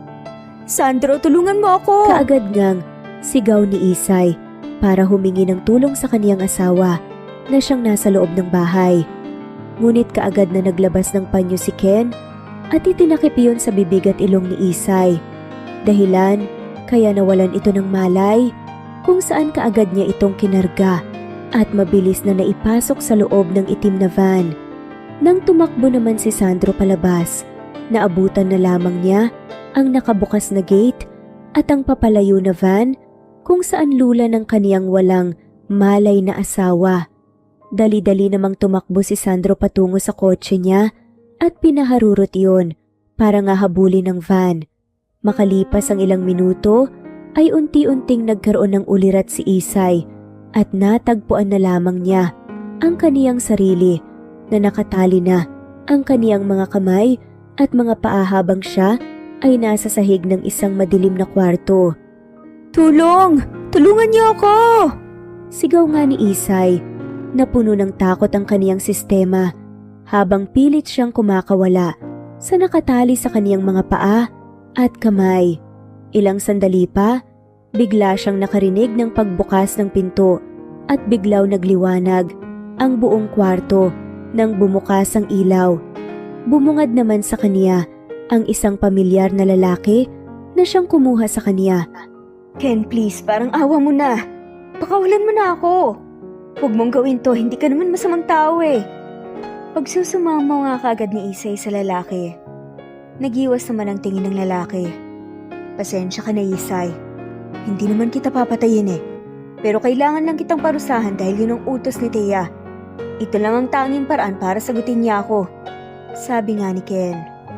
Napaluha naman si Isay sa narinig. Hindi niya lubos maisip na sukdulan ang kasamaan ng kaniyang pinsan para gawin ang ganitong bagay sa kaniya at nawala nga ang katiting na pag-asang meron siya na kahit papaano ay may natitira pang awa at pagmamahal sa kaniya ang tinuturing niyang pamilya. Ngunit napagtanto niyang wala pala talagang pagmamahal ang mga ito sa kaniya, kaya naman mas lalo siyang nasasaktan sa katotohanan iyon. Talaga bang handa kang gumawa ng masamang bagay na pwede mong pagsisihan? Para lang kay Thea? Pagkausap nga ni Isay sa lalaki na tila ba pagod na ang boses. Ganun ko siya kamahal. Mabilis na sagot naman ng lalaki. Sa tingin mo ba? Pagkatapos nito talagang sasagutin ka niya? Ken, hindi mo alam kung anong klaseng taong babaeng minamahal mo. Sa tagal mong manaliligaw sa kanya, ni minsan hindi niya na-appreciate yon. Saksi ako sa mga masasamang sinasabi niya sa'yo. At kahit kailan hindi siya papayag na pumasok ka sa buhay niya. Pahayag pa nga ni Isay. Sinungaling. Huwag kang magsalita ng ganyan patungkol sa kanya. Pagbabanta naman ni Ken na siyang hindi natuwa sa mga sinabi ni Isay. Dahil sa takot ay mas pinili na lamang ni Isay na manahimik habang patuloy na dumadaloy ang mga luha sa kaniyang pisngi at umaasang may darating na tulong para sa kaniya. Hanggang sa wala pang ilang minuto napansin niya ang isang lalaking dahan-dahan na pumapasok sa pinto. Nagtama ang mga mata nilang dalawa ng asawa niyang si Sandro, ngunit kaagad siya nitong sininyasan na huwag itong mag-iingay at magpahalata. Napalunok naman si Isay at napansin nga rin niya ang hawak na kahoy ng kaniyang asawa. At wala pang ilang segundo, bigla na lamang natumba sa sahig si Ken gawa ng malakas na paghampas ni Sandro ng kahoy sa ulo nito. Sandro, tulungan mo ako! Naluluhan na ang paghingi ng tulong ni Isay at nangihina na nga sa kanyang asawa na siyang kagad namang lumapit sa kanya. Ayos ka lang ba ha? Sinaktan ka ba nila? Puno ng pag-aalalang tanong naman ni Sandro at chinek nga ang katawan ni Isay.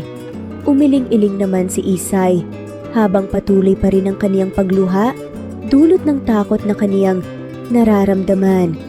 Kaagad namang kinalas ni Sandro ang tali sa mga paa ni Isay na siyang tagumpay niya namang nagawa.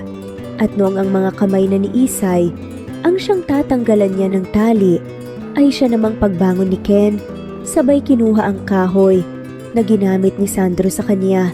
At bilang ganti ay hinampas niya rin ng malakas si Sandro dahilan kaya nawalan din ito ng malay. Nanlaki ang mga mata ni Isay sa pagkagulat at halong pag-aalala at takot. Ken, wag mo siyang saktan. Sigaw nga ng isang babaeng siyang biglang pumasok kaya napunta nga sa kanya ang atensyon nila Ken at Isay. Nababaliw ka na ba, Ken? Sinabi kong si Isay lang saktan mo, wala nang iba. Buliw pa nga ni Thea sa lalaki. Kumunot naman ang noon ni Ken. Bakit sobra ka naman natang mag-alala sa lalaking yan? Alam mo bang ako ang una niyang sinaktan, ha? Gumanti lang ako. Pagrarason naman ni Ken. Wala ka talagang kwenta, Ken. Singhal nga ni Thea sa lalaki sabay nilapitan ng walang malay na si Sandro. Huwag mo siyang lalapitan. Huwag mo siyang hawakan. Pagpigil naman ni Isay lalo pa't wala siyang magawa dahil patuloy pa rin nakatali ang mga kamay niya. Masamang tingin naman ang pinukol sa kanya ni Thea. Kasalanan mo tong lahat na babae ka. Mga agaw ka. Inagaw mo ang buhay pati na nga rin ng lalaking dapat para sa akin. Pero ngayon babawiin ko ng lahat. Madi na sabi naman ni Thea. Ano? Tama bang narinig ko? Teka, ano to Thea? Ang akala ko ba pagkatapos ito sasagutin mo na ako? Biglang sabat naman ni Ken na hindi makapaniwala sa mga sinabi ni Thea. Sinabi ko na sa'yo, Ken, hindi ka niya nagustuhan kailanman. At ginagamit ka lang niya ngayon para magantihan ako at para agawin ang buhay na meron ako pati na nga rin ng lalaki mahal ko. Wika naman ni Isay, para nga baguhin pa ang isip ng lalaki sa balak nitong gawin sa kanya. Totoo bang sinabi niya, Thea, ha? Baling naman ni Ken kay Thea. Umikot naman ang mga mata ni Thea bago nito nilapitan si Ken. Oo, totoo nga ang mga sinabi niya. Hindi ko naman kasalanan na patay ka sa akin at tututo ka. Sino bang babae magugustuhan ka? Bakit? Anong klaseng buhay ba ang kaya mo ibigay, ha? Ay mahirap ka lang naman. Nagtiim ang panga ni Ken sa kaniyang mga narinig. Hindi siya makapaniwala at bakas ang kirot sa kaniyang mga mata. Hanggang sa napalitan iyon ng pagkagalit at nagulat nga si Thea nang bigla na lamang siyang sakalin ni Ken. Baliw kang babae ka? Pinaniwala mo kung sasagutin mo na ako pero ginagamit mo lang pala ako para sa pansariling interes mo. Sobrang sama mong tao. Dinamay mo pa ako sa kasamaan mo. Gigil na bulalas nga ni Ken. Ken, bitawan mo ako please. Hindi ako makahinga. Pakiusap nga ni Thea na siyang nanghihirapang huminga dahil sa pagsakal nga sa kanya ng lalaki. Hanggang sa biglang umalingaw-ngaw ang pagwangwang ng mga police mobile car na biglang dumating. Kaya nabitawan ni Ken si Thea. Napaubo naman si Thea, ngunit kaagad din itong tumakbo para tumakas. Naiwan namang galit si Ken. Akma na rin sana itong lalabas ng kwarto para tumakas. Pero napahinto ito at pinuntahan si Isay. Saka kinalas ang tali sa mga kamay nito. Sorry, masyado akong nagpadala sa bugso ng damdamin ko. Kaya nagawa ko to. Pero huwag ka mag-alala dahil hindi naman ako tatakas. Habulin ko lang si Thea at ako mismong magdadala sa mga sarili namin sa pulis. Huling sinambit nga ni Ken kay Isay bago ito tuluyang umalis. Kaagad namang kumilos si Isay para nga lapitan ng kaniyang asawa na siyang wala pa ring malay at napansin nga niya ang dugo sa ulo nito. Kaagad naman silang tinulungan ng mga pulis at dinala sa ospital. Muli, unti-unting iminulat ni Isay ang kaniyang mga mata at ngayon ay ang kwarto ng ospital ang tumambad sa kanya, pati na rin ang kaniyang asawang si Sandro na may benda na sa ulo at nag-aalala, ang mga matang nakatingin sa kanya. How are you feeling? Bungat ng tanong nga ni Sandro sa kanyang asawa. Unti-unti namang bumangon si Isay. Ayos lang ako. Ano bang nangyari? Bakit ako nandito? Ikaw ayos ka lang ba? Nawalan ka ng malay kanina at ako. Ayos lang ako kaya hindi mo kailangan mag-alala. Bigla namang bungkas ang pinto At pumasok ang isang doktora na siyang may magandang ngiti sa mga labi. Congratulations, Mr. and Mrs. Nakangiting sabi ng doktora sa mag-asawa na siyang pinagtakahan nga ng mga to. Teka, ano pong meron, Dok? Bakit niyo po kami kinocongratulate? Nagtatakang tanong nga ni Isay. Lumabas na kasi ang result na ginawang test sa'yo. Congratulations kasi magiging nanay ka na.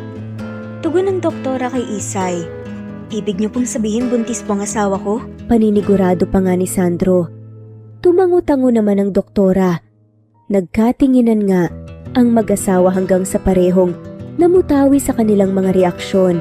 Ang halo-halong emosyon, tuwa, pagkagulat, at pagka-excite. Niyakap naman ng mahigpit ni Sandro si Isay. Magkakababy na rin tayo sa wakas. Masaya ngang bulalas ni Sandro, habang si Isay ay hindi naman napigilan ang mapaluha dahil sa labis na sayang kaniyang nararamdaman. Ilang minuto nga lang lumipas, bigla namang bumukas ang pinto at tiniluwal nun ang lolo ni Sandro na si Don Rafael. Totoo ba yun? Buntis ka, Iha? Magkakaroon na ako ng apo sa tuhod? Hindi makapaniwalang bungat nga ni Don Rafael kay Isay. Totoo po yan, magkakaanak na nga po kami ni Isay. Si Sandro naman ang sumagot. Napakagaling mo talaga po. Pulalas nga ni Don Rafael kung saan bahagya nga nitong hinampas ang balikat ng kanyang apong si Sandro na pasuntok nga sa hangin. Mabuting balita yan.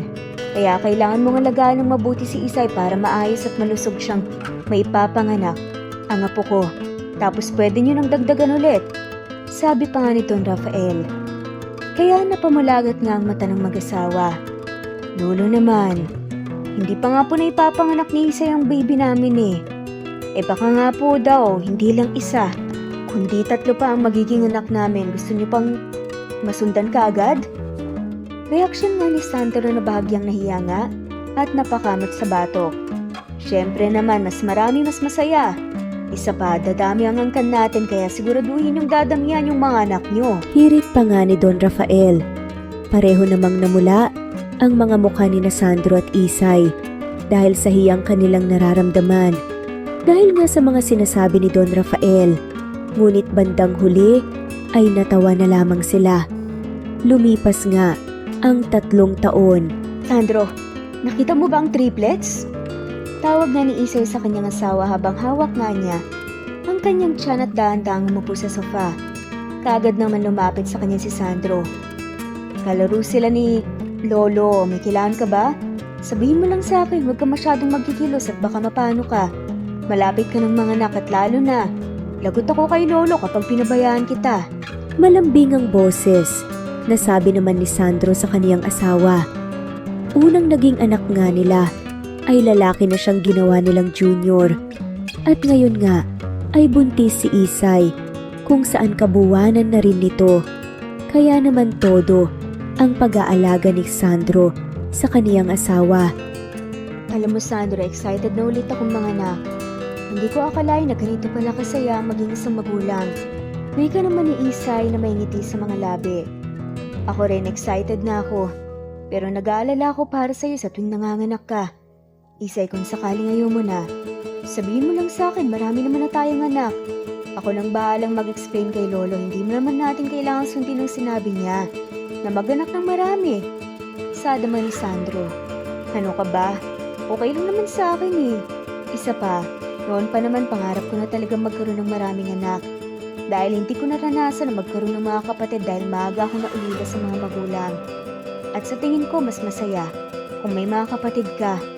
Ayoko naman na malungkot at maging mag-isa ang anak natin kung sakali. Kaya gusto ko rin talaga na marami tayong anak. 1 dosena pa nga eh. Paliwanag naman ni Isay. Basta ba kaya mo pero hindi mo kailangan pilitin.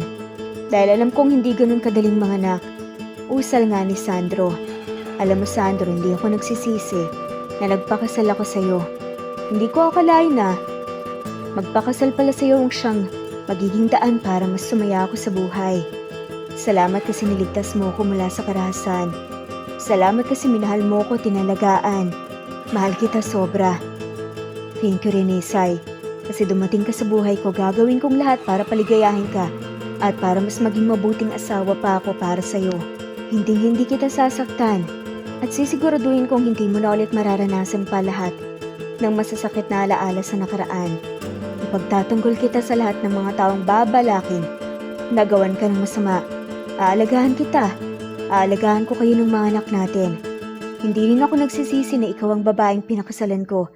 At kahit sa mga susunod pa nating buhay, ikaw at ikaw pa rin ang pipiliin ko. Mahal na mahal kita, Isay. Higit pa sa buhay ko. Napangiti nga silang pareho at hinagkan ni Sandro ang noo ni Isay bago niya sinakop ang mga labi ng kaniyang asawa. Hindi naman din nagtagal ay naisilang na rin ni Isay ang kanilang pangalawang anak. Hanggang sa nasundan pa nga ng nasundan, hanggang sa maging 5, 6 at umabot nga ng 7 ang kanilang mga anak. Kaya naman lalong mas sumaya ang kanilang pamilya. Ang buhay ay hindi mo talaga masasabi. May mga bagay na hindi mo makokontrol. May mga bagay na akala mo ay hindi makabubuti. Ngunit iyon pala ay siyang magiging daan at sagot sa buhay na masaya at maayos para sa iyo. Kaya huwag matakot na sumabay sa agos ng buhay. Dahil hindi mo alam iyon na pala, ang daan upang maligayang puso ay iyong makamtan.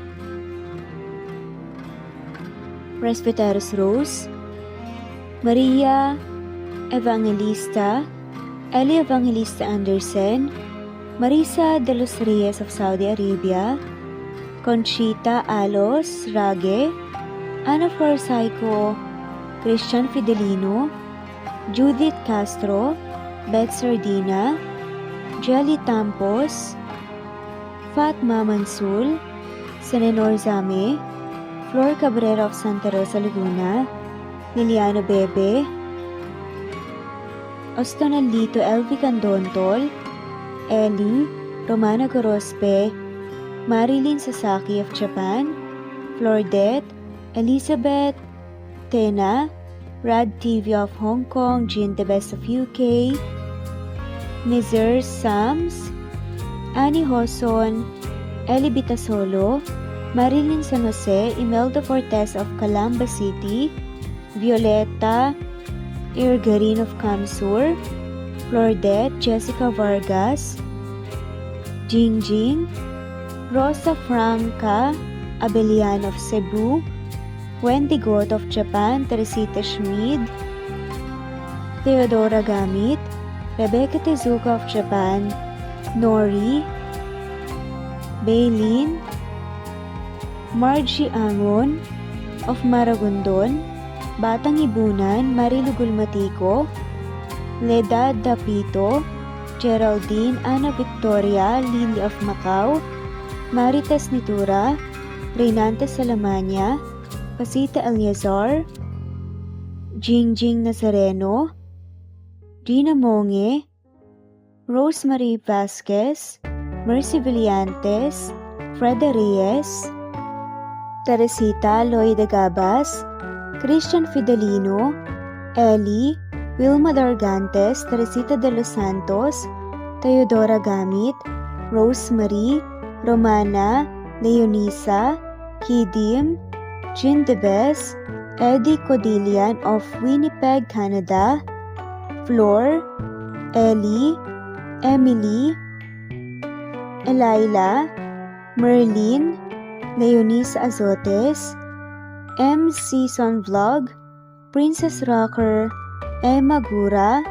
Flora Pasita Eliazar of Ontario, Canada, Eli Bitasolo of Milan, Italy, Carmencita Falcon, Raylan Pudadera, Marilu Gulmatico, Imelda, Liliano, Senen, Fatma Mansul, Teodora Gamit, Mercy, Evangeline Zamora, Chabidal, Kinciano Obas, Charlene Cartilla, Sofia Moore, Dumlao of Santiago City, Andrea Taga, Teodoro Roliuki,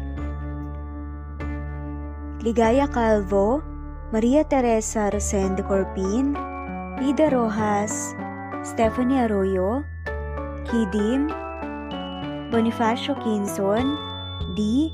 Naitan Canada, Erlenda Heronda of Matanao, Davao del Sur, Leonila Perea of Concepcion Nay, Cavite, Elsa Opiane, Presbiteros, Fenovares, Ederlina Albiso, Lorna Ayman, Rosemary Vasquez, Leonisa Azotes, Irish de la Peña, Marilyn San Jose, Eli Bitasolo, Senen, Catherine Lacinario, Ronilio, Marisa de los Reyes, Eddie Codillian of Canada, Jean Debes of UK, Teresita, Rebecca Tezuka of Kawasaki, Flora Fes Parung of Batangas City, Ruby Corazon Riera, Elvi Candontol, Nathan Canada, Wilma Dargantes, Annie Hoson, Romana, Flor, Teodora Gamit, Nizer Sams, Emily Borak, Evangeline, Yana Binyon, Kimberly Ann Kempis, Teodora Gamit, Merlilyn Carmen Calunod, Christy Cabrera, Edrelina Gatyoan, Nori, Teresita Schmid, Liliano Bebe, Rosalinda, Isidro, Leonora Pandakila, Mary Jean, Malunes, Maria Anita Saltarin, Marlene Bosico, Pasita Eliazar, Celia Harabejo, Lovely Angel, Maria Elena Barosa, Chari Patata, Susan, Melinda Gelit, Gloria Lucas of Poblacion Norte, Licab, Nueva Ecija, Francis Pilapil from Binganonan, Rizal, Ruby Corazon, Chabidal, Mary Joy Sabaresa, Lebuna Arnel, Angie, Reder, Kinciano Ebas, Lucia Baldo, Ara Adhani, Yamasuka, Evangeline Bautista, Mary Joy, Rodrigo Valerio of Balanga City, Bataan, Rosal, Rosalie, Ana Flor Saico, Carlo Gayorgor, Jelly Tampos, Rosemary Vasquez Presbiteros Rose, Eli Evangelista Anderson, Fe Navares, Ostonolito Catherine, Ara Adhani, Jean Debes of UK, Lily Sales, Rose Mebukadon of Saudi Arabia, Ellie, Liliano Bebe of Italy, Lily, Loida Gabas, Ellen Cervantes of Malolo City, Bulacan, Evangeline Zamora, Jennifer Odias of Claveria, Miss Oriental, Nori, Annalyn Divina Gracia, Merlilyn Linley, Nora Balias of Siargao Island, Meding, Elvi Candontol, Wilma Dargantes, Helen Murillo, Ara Adhani, Carmencita Falcon, Ederlina Albiso, Florence De Leon, Rebecca Tezuka, Annie Hoson, Matea Ejes, Nancy Navarra, Teresita Schmid, Mercedita San Jose of Antipolo City, Princess Rocker, Marilu Gulmatico, Ana Victoria, Imelda Fortes of Calamba City, Jan Lulete, Batang Ibunan, Pinay, Elsa Kimura, Fatima, Ellie Ramirez of Caloocan, Liliano, Saida, Flordet, Helen Murillo, Jelly Tampos, Senen Orzame, Elaila, Leonisa Azotes of Bacolod City, Pasita Eliazar, Romana Gorospe, Flor Cabrera of Laguna, Carmencita Falcon, Ronilio, Conchita Alcos, Rosemary Vasquez, Eli Bitasolo of Milan, Italy, Marilyn San Jose, Fe Navares, Annie Hoson, Evangeline Zamora, Imelda Taay, Charlene Cartilla, Julieta Hermosura, Elvi Candontol, Teresita Schmid, Marilyn Sasaki, Christina, Jessica Vargas, Christian Fidelino, Marie Cristal Hilario, Elsa Opiane, Princess Rocker of Riyadh, KSA, Marisa de los Reyes, Merlilyn, Juliet Panlilio, Daisy Blaza, Susan of France, Mercy Villantes, Renalyn Obenza, Wilma Dargantes, Not Green Fox, Carmelita Mendoza, Marilyn Babula, Berry, Liliano Bebe, Presbyteros Rose, Medel Talon, Jane, Lani Pardillo, Marlene Kayanan, Leonisa Azotes, D. Marie Ramos, Araceli Lilio Saria, Miras Channel, Raquel Epe, Gina Tutor, Jane Hartley, Sunshine Sotalbo, Maricel Cabigon, Merlin Baroza, Gina Marayo, Merlin Rodel Obejero, Hans, Cecilia Comoda, Taha ni Vlog, Merlin, Kuya Atok, Maria Merly Brogada, Marilu Cabantac, Filipina, Eileen, Mercedita San Jose, Lovina Galang, Lilian, Teresita de Jesus, Monina Aviles, Yula Pedrona, Romana Gorospe, Rosemary Vasquez, Marley Lazaraga, Leonisa Azotes, Jocelyn Tancinco, Estelita Mahia, Ding Lege, Marisa de los Reyes Arroyo, Leia Paul Vinar, Steve the Music, Rain, Presbyteros Rose, Ostonalito, Alex Saani, Matea Estrera, Agustina, Onaba Cogin, Jessica Vargas, Celine, Merlilyn Baroza, Annie Hoson, Elimana Lili, Mercy Villantes, Eli Evangelista Anderson, Eli Bitasolo of Italy, Ann Mariano, Fredelisa de Guzman, Carmencita Falcon, Merlin Bravo, Cecilia Ramos, Evangeline Zamora, Edralina Gatchoan, Marites Nitura, Agustina Niceto, Marian, Ann Aliflor, Lily Roda Barcial, Alma Ebdao, Minda Tandok,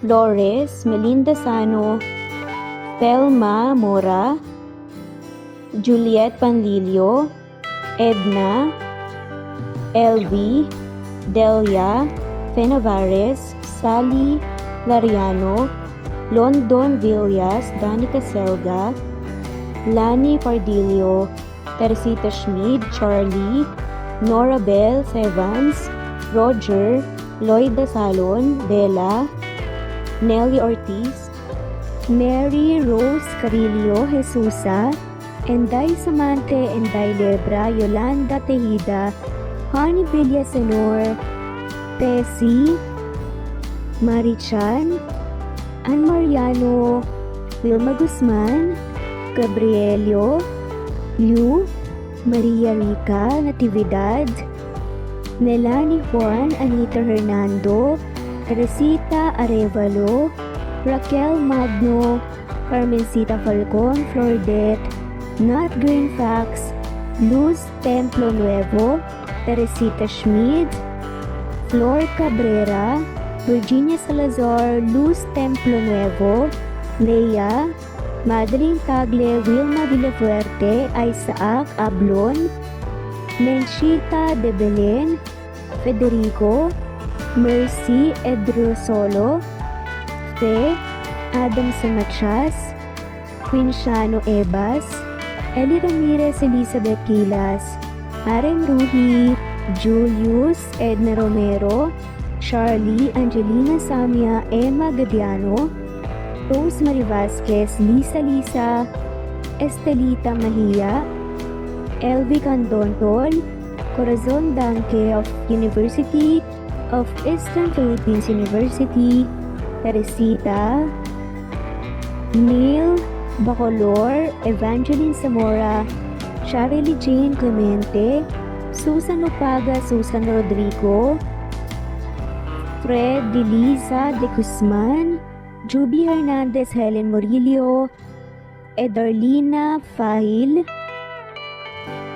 Rosie, Juliet Kaday, Kuya Atok, Betty Losnong, Crescent, Susana, Tessie Rumbawa, Lovina Galang, Aida Jurado, Emily Kinlog, Mirna Hamero, Liz Berito, Gabrielio, Juan Spotify, Imelda Fortes of Columbus City, Larry Malapaya, Dengs, Remy's Life Official, Nathan Canada, Lisa, Eli Evangelista Anderson, Rosemary Vasquez, Charlene Cartilla, Nat Greenfax, Wilma Oliveros, Jennifer from Singapore, Ederlina Albiso, Lloyd Dagabas, Rad TV of Hong Kong, Presbyteros Rose Ostanolito, Eli Evangelista Anderson, Jalen Baro, Jose, Francis Pilapil, Nat, Carmen Kalunod, Marilu Gulmatico, Connie, Evangeline Zamora, Imelda Fortes of Calamba City, Grace Carion, Anisha, Pasite Aliazar, Juliet Kaday, Nanita Dagoldol, Nathan Canada, Corazon Salvacion, J. De La Cruz, Fatma Mansul, Nori, Ronilio, Senen Orzame, Helen Murillo, Emerald Peniro, Marilyn San Jose, Christian Fidelino, Alice Garlet, Batang Libunan, Lucia Baldo, Gloria Lucas of Likab Nueva Ecija, Nat, Kamindanao, Rebecca Tezuka of Kawasaki, Japan,